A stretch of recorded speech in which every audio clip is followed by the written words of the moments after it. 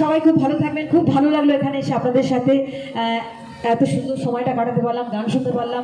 আশীর্বাদ করুন আমাকে, যারা গুরুজন আছেন তাদেরকে প্রণাম, এবং আমার যারা বন্ধু বান্ধব সমকক্ষ আছে তাদের সকলকে অনেক ভালো ভালো ভালোবাসা। এবং অবশ্যই আবার সিদ্ধেশ্বরী সংঘ